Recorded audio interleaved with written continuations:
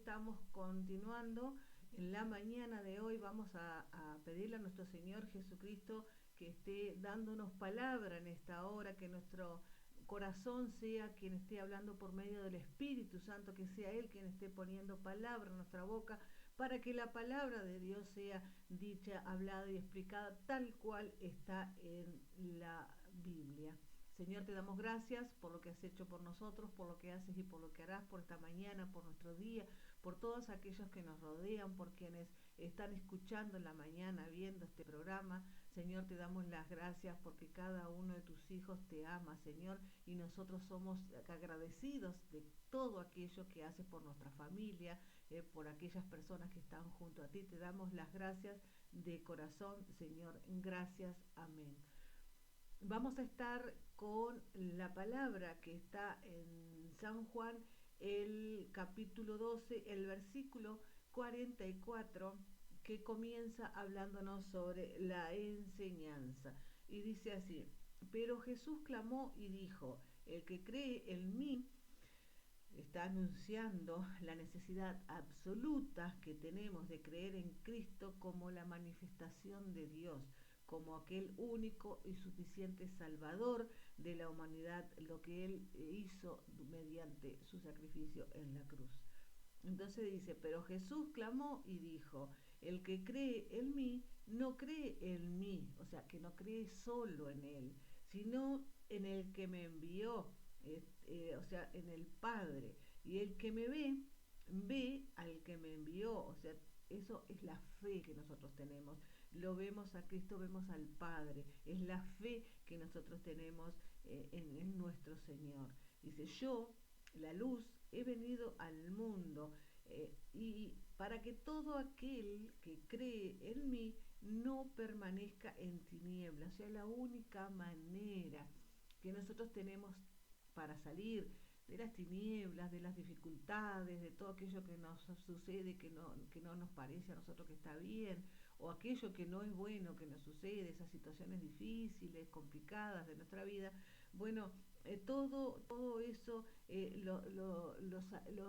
salimos de las tinieblas gracias a la fe que tenemos porque creemos en Él. Y es lo que Él está diciendo aquí, para que todo aquel que cree en mí no permanezca en tinieblas. Y gracias a Dios no estamos en tinieblas porque tenemos fe, creemos en nuestro Señor. Y el que oyere mis palabras y no las creyere, yo no lo juzgo. Dice, miren qué amor que Él tiene por nosotros, que incluso sabiendo que nosotros le fallamos, que aún que Él hizo todo ese sacrificio por nosotros para salvarnos, Él nos está diciendo que Él es la luz que nos va a sacar de las tinieblas. Y asimismo, Él sabe que hay quienes oyen sus palabras y no las cree, y aún así es tan grande el amor que Él tiene por nosotros que no nos juzga. Él no nos juzga. Ese es el amor que nuestro Señor tiene por nosotros. Imagínense qué vergüenza nos debería de dar a nosotros cuando nosotros nos sentimos capaces de apuntar con el dedo a nuestro hermano, de juzgar a nuestro hermano, de decir aquel cometió tal error, aquel cometió tal otro error, aquel hizo aquello mal, aquel...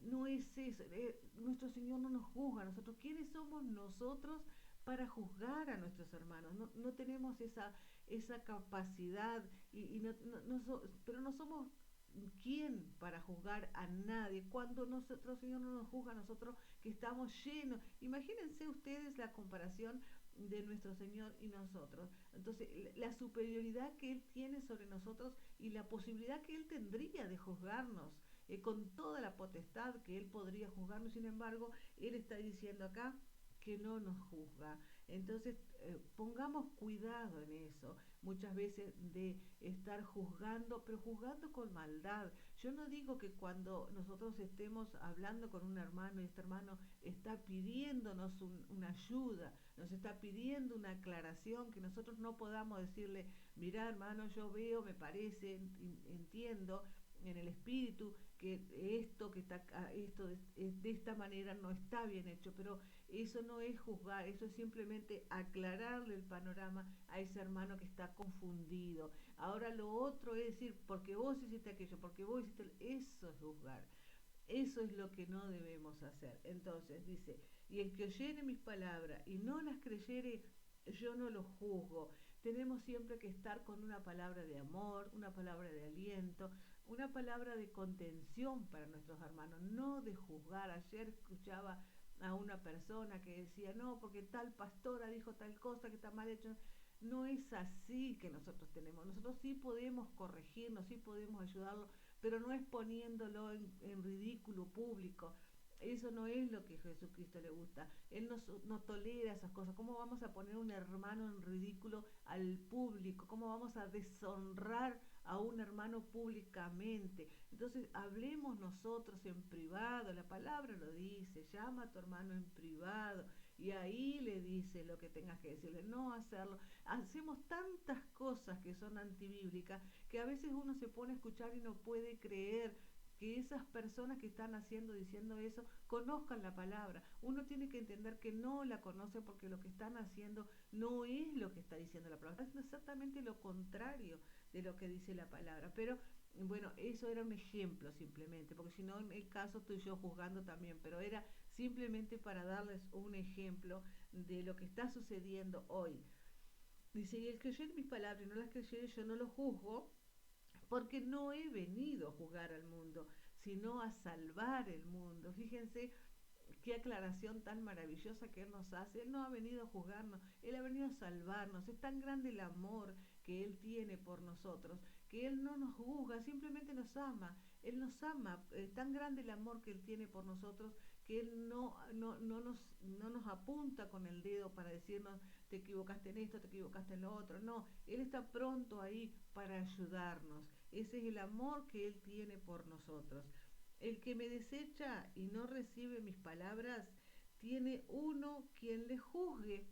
Está claro que ahí el que desecha las palabras y no, el que me desecha, dice, quien deseche a Jesucristo y no recibe sus palabras, tiene uno que lo juzgue. Y nosotros sabemos quién es el que juzga. Entonces, cuando nosotros estamos juzgando a los demás, estamos en el mismo lugar que ese otro que juzga. O sea, Jesús no juzga, pero hay uno que sí lo hace. Entonces tengamos cuidado de no compararnos con ese otro. Entonces, la iglesia, o sea, la palabra que he hablado, ella le juzgará en el día postrero. Se refiere al día final cuando estemos frente al tribunal de Cristo, el juicio del gran trono blanco que se dice. Entonces eso es el día que estemos ahí.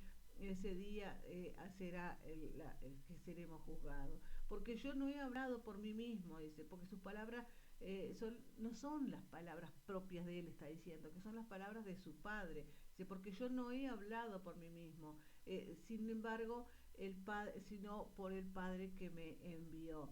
El Padre era el propósito que él tenía de enviar a su Hijo para que nos dijera, pero él hablaba por intermedio de su Padre. Dice, él me dio mandamiento de lo que he de decir y de lo que he de hablar. Fíjense cómo él está acá dándonos el ejemplo de cómo él obedece a su padre, cosa que a nosotros muchas veces nos cuesta obedecer a nuestro padre, ¿verdad? Porque nos cuesta un poco hacer aquello que estos mandamientos que tenemos acá, nos cuesta un poco hacerlo. Sin embargo, él acá nos está diciendo humildemente que él obedece a su padre que lo mandó. Entonces él dice, él me dio mandamiento de lo que he de decir. O sea, el padre le dijo, esto y esto es lo que tenés que hacer, y eso era lo que él hacía. Él está mostrando obediencia a Dios. Miren quién, Jesús está mostrando obediencia al Padre. Entonces él dice, los que a mí me rechazan, los que de mí no creen, están rechazando a mi Padre. No es solamente a mí que me rechazan, o sea, es doblemente lo que nosotros estamos cometiendo el error al rechazarlo a Él y rechazamos al Padre, a los dos, porque Él es uno con el Padre. Entonces, se atreven a rechazarme a mí y también se atreven a rechazar al Padre. Es demasiado lo que sucede cuando se rechaza a uno o se rechaza al otro. Y sé que su mandamiento es vida eterna. Entonces, si nosotros lo rechazamos al Padre, lo rechazamos a Él, lo rechazamos al Padre, estamos rechazando la vida eterna, aquella promesa que Él tiene dada para nosotros, de vida eterna, y en la cual es que lo que para eso estamos aquí, para recibir nuestra vida eterna. Entonces, si nosotros lo rechazamos a Él y lo rechazamos al Padre, estamos rechazando la vida eterna. Y sé que su mandamiento es vida eterna. Así que lo que yo hablo, como el Padre me lo ha dicho, así habla. Entonces, su palabra aquí él está declarando que su palabra es de origen divino, es de origen de Dios. Todo lo que él está diciendo es lo que Dios le ha mandado decir. Entonces tenemos que tener sumo cuidado con lo que nosotros rechazamos o con lo que nosotros pensamos que no estamos de acuerdo, que nos parece que no está bien, pero que está escrito en la palabra. Entonces eso es rechazar la palabra de Dios. Tenemos que tener mucho cuidado con todo eso, porque así que lo que yo hablo, como el Padre me lo ha dicho, así lo hablo. Entonces, aquí continúa la palabra diciendo, dice, antes de la fiesta de la Pascua, se refiere a la preparación de la Pascua, dice, sabiendo Jesús que su hora había venido, se refiere al tiempo de su crucifixión, que era el motivo por el cual él vino, ¿verdad? Para que pasase de este mundo al Padre, se refiere a la resurrección y la ascensión a su Padre, como había amado a los suyos que estaban en el mundo, los amó hasta el fin. Esta es una expresión de su tiempo, ¿verdad? Y la cena acabada se refiere aquí a que se acababan de hacer los preparativos para la cena, porque recién la cena estaba comenzando, pero aquí él se refiere a que los preparativos para la cena se habían acabado, como el diablo ya había metido en el corazón de Judas Iscariote, hijo de Simón, que le entregase. Sabemos lo que sucedió. Sabiendo Jesús que el Padre le había dado todas las cosas en sus manos, el que había salido de Dios y a Dios iba. Entonces se levantó de la cena, se levantó de la mesa cuando se terminó esta preparación y se quitó su ropa, dice, pero lo que se quitó físicamente fue su manto. Su manto, él dejó a un lado. Miren ustedes qué expresión de humildad. Él se despojó de ese manto espiritual y dejó a un lado esa divinidad que él tenía para ser una persona más en humildad. Él demostró eso de sacarse el manto, es una expresión de humildad. Él dejó de ser Jesús cuando se quitó el manto para pasar a ser uno más y ponerse a la altura de aquellos que estaban allí en forma de humilde, siendo siempre Jesús, pero humilde. Nunca iba a dejar de serlo, pero entonces fue una demostración de humildad. Y tomando una toalla, ahí mucho más todavía demostró su humildad, se puso a la altura de uno de los siervos. Entonces dice, y se ciñó, o sea, él se envolvió en la toalla en sentido espiritual, se refiere a su cuerpo humano que le fue provisto por el Padre, ese cuerpo humano con el cual él vino al mundo, a fin de servir como sacrificio eso que estaba haciendo. Luego puso agua en una vasija, eso se refiere al Espíritu Santo. Esa agua representa al Espíritu Santo, y que se vería de él como un río, dice la palabra. Y comenzó a lavar los pies de los discípulos. Esto es un principio, como que nosotros tenemos que seguir, pero es una limpieza que nos garantiza el Espíritu Santo con respecto a nuestro andar diario, aquello que nosotros siempre estamos hablando de decir, bueno, tenemos que tratar de servir mejor al Señor, de ser mejores personas, de ser mejores hermanos, de ayudar mejor al otro, de estar para el otro cuando lo necesita, de ser amorosos entre nosotros, de tratarnos con amor. Bueno, eso es lo que representaba ese acto que él estaba haciendo y que nos dice a nosotros que nosotros debemos limpiarnos diariamente de todos esos pecados que tenemos, que todo el tiempo estamos cometiendo. Esta acción que Jesús hizo en ese momento nos está indicando eso que nosotros tenemos que hacer con humildad, limpiarnos diariamente de todo eso, con la humildad con que Él lo hizo en ese momento, que estaba limpiando a sus apóstoles de todo aquello que ellos tenían junto con ellos. Entonces, vino a Simón Pedro, o sea, le tocó a Simón, a Pedro, el acto de lavarle los pies, y Pedro le dice: Señor, tú me lavas los pies. Entonces aquí hay una demostración nuevamente de que ellos, los apóstoles, no tenían todavía la concesión de quién estaba frente a ellos, porque a ellos les costaba.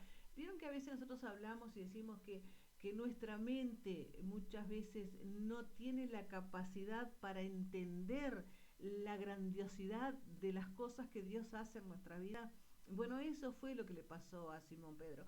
Él no podía entender en su carne todavía, porque no estaba espiritualmente, no podía entender en su carne que Jesús le fuera a lavar los pies. Entonces es por eso que a veces tenemos una realidad espiritual muy para atrás o muy para adelante. Entonces a veces es demasiado difícil poder entender estas cosas que suceden en el espíritu. Entonces Pedro no lo podía entender a esto. Y Jesús le dijo: lo que yo hago, tú no entiendes ahora, pero lo entenderás después. Cuando Pedro fue lleno del Espíritu Santo en el día de Pentecostés, ese día fue en el cual Pedro pudo entender todas estas cosas que sucedieron, porque Pedro estaba en carne, no estaba en espíritu. Entonces le dice Pedro: no me lavarás los pies jamás.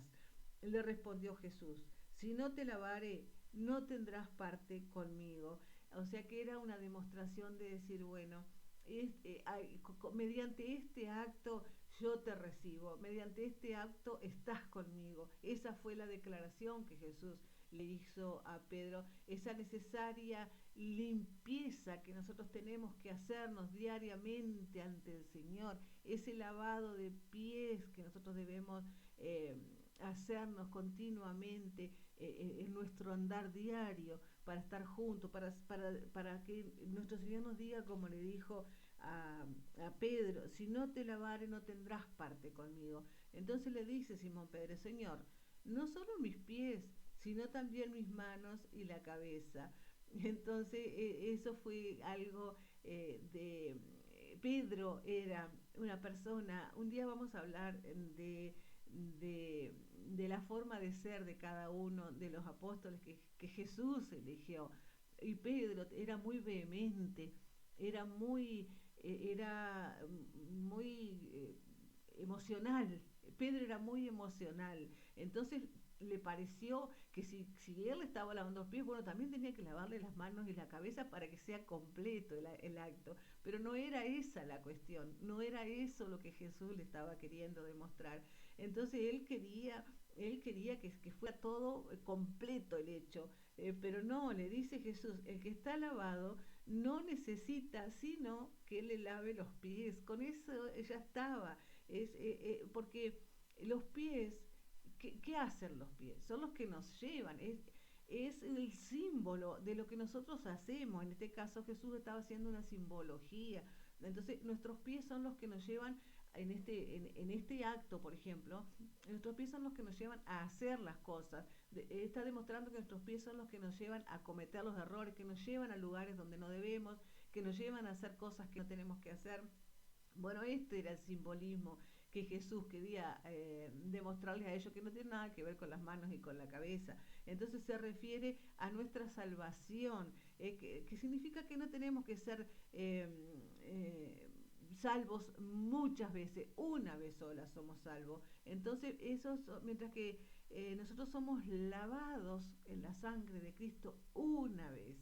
Eso es lo que Jesús está diciendo. Jesús nos limpia de todo pecado con su sangre, nos limpió de todo pecado con su sangre a través de ese sacrificio que Él hizo una vez por nosotros. Y dice, pues está todo limpio. Le dice Jesús, el que está lavado no necesita sino que lave los pies, pues todo está limpio. Y vosotros limpios estáis, aunque no todos. Se refiere a todos los discípulos salvos, ¿verdad? Es a excepción de Judas, que fue el que lo traicionó. Entonces él se refiere, en esta parte se refiere exclusivamente a los apóstoles. Entonces le dice que todos están salvos, que todos están limpios, a excepción de uno, porque sabía quién lo había de entregar. Por eso dijo, no estás limpios todos. Estaba haciendo otro llamado a Judas para que entrara en la realidad. Así que después que les hubo lavado los pies y tomado su ropa, volviéndose a sentar a la mesa, ahora él nuevamente es el maestro, el Señor, les dijo, ¿sabéis lo que os he hecho? Le pregunta. Vosotros me llamáis maestro y Señor. Esto fue un título que le dieron. Y decís bien porque lo soy. Dice, decís bien porque lo soy. Entonces, él le está diciendo acá que el hecho que él acaba de hacer no lo disminuyó, muy por el contrario, lo engrandeció. Entonces, vosotros me llamáis maestro y Señor y decís bien porque lo soy. Pues si yo, su Señor y Maestro, he lavado vuestros pies, vosotros también debéis lavar los pies los unos a los otros. Entonces, esto no se trata literal, no es que nosotros tengamos que venir a lavarle los pies a nuestros hermanos, sino que trata de la humildad en la cual nosotros debemos tratarnos los unos a los otros. Entonces, si Jesús fue humilde para lavar los pies a sus discípulos y él fue humilde para hacer ese acto con ellos, nos está demostrando a nosotros que no necesariamente lavándole los pies a los hermanos, pero sí debemos ser humildes. Nadie es más que nadie, nadie es mejor que nadie, somos todos iguales porque somos hijos de Dios los que estamos en la fe, somos todos hijos de Dios, somos todos iguales, somos todos hechos a imagen y semejanza, como dice la palabra. Entonces no tenemos que tener diferencia, nadie está por encima de nadie, ni nadie está por debajo de nadie, somos todos iguales. Y acá lo dice nuevamente, porque ejemplo os he dado. Él dice que Él nos dio el ejemplo. Significa que el lavado de pies no es parte de la ordenanza de la iglesia, no es algo que nosotros debamos hacer en la iglesia, pero sí es la humildad, para que como yo os he hecho, vosotros también hagáis. Si fuera una ceremonia que hubiese que hacerlos, ellos se hubieran dado cuenta al instante de lo que él hacía, pero no es una ceremonia que quede explícita, no es una ceremonia que nosotros debemos hacer, simplemente fue un ejemplo que él nos dejó. De cierto os digo, el siervo no es mayor que su señor, eh, ni el apóstol es mayor que el que le envió. Entonces, nosotros está hablando que él nos conviene a nosotros crecer en nuestra fe, crecer en fe, pero seguir siendo humildes, no creernos que sabemos todo, que conocemos todo, que tenemos todo el poder cuando no es así. Entonces dice, de cierto os digo, el siervo no es mayor que su señor, ni el apóstol es mayor que el que le envió. Si sabéis estas cosas, bienaventurados seréis si las hicieran. A veces pasa lamentablemente que nosotros estamos desunidos.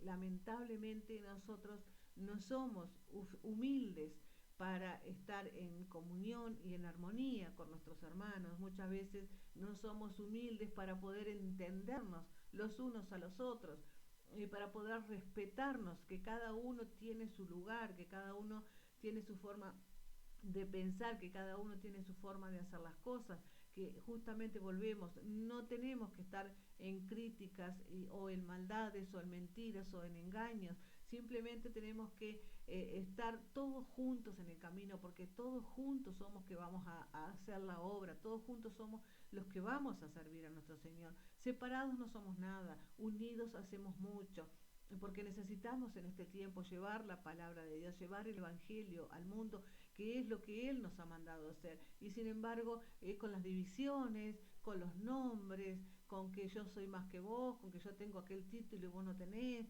o que yo tengo más título que 3 o 4 juntos, los títulos no nos van a llevar a ningún lado. El conocimiento no nos va a llevar a ningún lado. Lo único que nos va a llevar es entender la palabra de Dios y seguir sus mandamientos. Eso es lo único que nos va a salvar. Lo demás es todo perecedero, lo demás queda todo aquí. Nosotros no nos vamos a llevar nada. Es como dice, que hemos sido del polvo y al polvo volveremos, y así será, porque nosotros no nos vamos a llevar nada de este mundo. Nuestra carne va a quedar aquí. Nuestro espíritu es el que entonces sí va a conseguir estar al lado de nuestro Señor, porque hemos aprendido y hemos conocido y sabemos de su palabra y sabemos de su enseñanza, y tenemos fe y creemos firmemente en aquello que Él nos ha enseñado. Entonces esto es lo que nosotros tenemos que seguir, esta es la enseñanza que nosotros tenemos que seguir. Entonces dice, no hablo de vosotros, dice, yo sé los que he elegido. Entonces el Espíritu Santo le dijo a él a quienes debía de seleccionar como sus discípulos personales.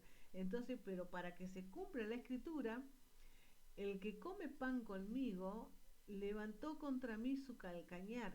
Yo soy la persona o sea, él ya sabía, él estaba sumamente consciente de quién era que lo iba a traicionar. Sin embargo, él dice, yo los he elegido, yo sé los que he elegido, porque la palabra se tenía que cumplir.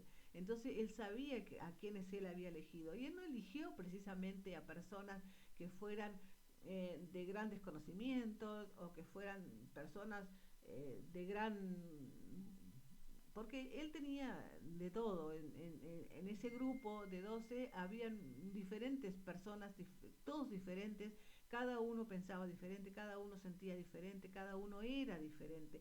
Entonces, y él los eligió, porque recuerden que él fue a cada uno y le dijo, sígueme. Entonces él eligió, y esa también es una demostración de que a nosotros nos toma tal cual somos. Simplemente nosotros tenemos que intentar estar lo mejor para él. Esa es la parte importante. Nosotros tenemos que querer ser a su imagen, nosotros tenemos que querer parecernos a él. Entonces yo sé los que he elegido, pero para que se cumpla la escritura, el que come pan conmigo levantó contra mí su calcañar. Desde ahora os lo digo antes que se haga. Él lo avisaba, él sabía exactamente lo que iba a suceder. Entonces, ¿por qué? Él ya tenía conocimiento, para que cuando se hiciere, creáis que yo soy. Otra vez él se nombra como el yo soy. De cierto os digo, el que recibe al que yo enviare, a mí recibe. Entonces, él fue traicionado, fue entre sus pares, entre sus propios, entre sus amigos, digamos, entre aquellos que él eligió, él fue traicionado. Y el que a mí recibe, recibe el que me envió. O sea, cuando nosotros lo aceptamos a él, aceptamos a nuestro Padre. Habiendo dicho Jesús esto, fue conmovido en el espíritu y protestó y dijo, de cierto os digo, que uno de vosotros me ha de entregar. Él dijo claramente que lo que había indicado antes, que a pesar de que él los había elegido, él sabía lo que iba a pasar y sabía que a uno de ellos lo iba a traicionar. Entonces los discípulos se miraban los unos a los otros dudando de quién decía, o sea, no sospechaban ellos que Judas lo iría a traicionar, porque lo que Judas había hecho hasta ese entonces no demostraba que iba a ser lo que iba a hacer. No era una persona que se había demostrado con esa imagen de quién iba a traicionar. Entonces ellos no tenían suspicacia, no tenían duda, a ver, ¿quién podrá ser? Y entonces no sabían, no se daban cuenta quién era. Y uno de sus discípulos, al cual Jesús amaba, Juan, el que escribió este evangelio, Juan, que era amado por Jesús, estaba recostado en el seno de Jesús y la costumbre era de reclinarse cuando cenaba, las comidas eran mucho más formales en esa época, entonces ellos se recostaban uno al otro cuando cenaban, una expresión de cariño, de amor. Entonces Juan estaba recostado junto a él, a Juan, pues hizo señas a Simón Pedro para que preguntase quién era aquel de quien decía. Se refiere a Pedro, que se sienta bastante lejos de Jesús, pero no llegaba a susurrarle personalmente. Entonces le dice a los otros que no pudieran oír, entonces le pidió a Juan que le hiciera la pregunta por él, en su lugar. Él entonces, recostándose sobre el pecho de Jesús, le dice: Señor, ¿quién es? Le dice como en un secretito, como para que los demás no escuchen: Señor, ¿quién es? ¿Quién es? Porque nadie sospechaba de Judas. Respondió Jesús: aquel es a quien yo diere el pan mojado. Era una señal de honor para el invitado que lo recibía, ese pan mojado era una señal de honor para el invitado en esa época. Entonces, y mojando el pan, lo dio a Judas Iscariote, hijo de Simón. Entonces, y tras el bocado, Satanás entró en él. Él se entregó a Satanás. Entonces Jesús le dice: lo que haces, hazlo cuanto antes. Jesús lo señaló diciéndole que él era quien lo iba a traicionar y que lo que iba a hacer, que lo hiciera enseguida, que lo hiciera lo más pronto posible, porque ya estaba hecho, ya Satanás ya había tomado posesión de Judas. Entonces Jesús le dijo que tratara de hacer lo que tenía que hacer lo antes posible. Ninguno de los que estaban a la mesa entendió a qué propósito le dijo esto. Al parecer los otros 11, sabían poco de lo que realmente estaba pasando. No entendían qué es lo que estaba pasando, qué era lo que sucedía. Porque los unos pensaban, porque Judas tenía la bolsa, porque Judas era el tesorero del grupo, que Jesús le decía: compra lo que necesites, lo que necesitamos para las fiestas, o que diese algo a los pobres. Parece que ellos daban algo a los pobres con regularidad. Como él pues hubo tomado el bocado, luego salió, significa que Judas no estaba presente cuando Jesús dio su discurso, y era ya la noche. Tan oscura era la noche sobre la cabeza de Judas, que era más negra la noche en su corazón. Y bueno, entonces cuando él salió, dijo Jesús: ahora es glorificado el Hijo del Hombre y Dios es glorificado en él. Si Dios es glorificado en él, Dios también glorificará en sí mismo y enseguida lo glorificará. Hijitos, aún un poco estoy con vosotros, dice. Me buscaréis, pero como dije a los judíos: donde yo voy, vosotros no podéis venir. Así digo a vosotros ahora: un mandamiento nuevo os doy, que os améis unos a los otros como os he amado, que también os améis unos a los otros. Nuevamente repite 2 veces este, este mandamiento: un mandamiento nuevo os doy, que os améis unos a vosotros. Y luego lo vuelve a repetir: como os he amado, que también os améis los unos a otros. Él nos está diciendo aquí que fue ese amor que Él nos dio a nosotros, que nosotros seamos tan grandes como para también nosotros amarnos de esa misma forma los unos a los otros. 2 veces nos dice lo mismo en este versículo. En esto conocerán todos que sois mis discípulos, si tuvieres amor los unos con los otros. Este amor, ese amor grande que nuestro Señor nos da, ese amor que Él quiere que nosotros nos propaguemos entre nosotros mismos, ese amor que Él quiere que nosotros nos entreguemos los unos a los otros, así como lo amamos a Él, que amemos también a nuestros hermanos. Ese es el amor más grande que nosotros podemos tener para Dios y para nuestros hermanos. Es la demostración más grande de humildad también que nosotros podemos tener frente a nuestro Señor, que nosotros amemos a nuestros hermanos, porque no es cuestión simplemente de decir yo amo a Dios, sí, amamos a Dios, pero tenemos que también demostrar ese amor. ¿Cómo es ese amor demostrado? Bueno, amando a nuestros hermanos. Y este es el mensaje que yo tengo para dejarles en la mañana de hoy. Entonces, este hermoso mandamiento que nuestro Señor Jesucristo nos vuelve a decir. Entonces, dice, hijitos, aún un poco estoy con vosotros, me buscaréis, pero como dije a los judíos, donde yo voy, vosotros no podéis venir, así os digo a vosotros ahora. Es una declaración impresionante que Jesús hace acá. Un mandamiento nuevo les doy, que se amen los unos a los otros. Y este es el mensaje que yo les quiero dejar en esta mañana. Amémonos los unos a los otros, demostrémonos ese amor, pero con el corazón, no de la boca para afuera, sincero, un amor sincero, un amor de estar, de ayudar, de acompañar, de darnos nosotros en amor, no materialmente, sino espiritualmente, una palabra, una ayuda, un escuchar, un ayudar. Bueno, ese es el amor que nosotros debemos darnos como hermanos que somos en la palabra de Dios.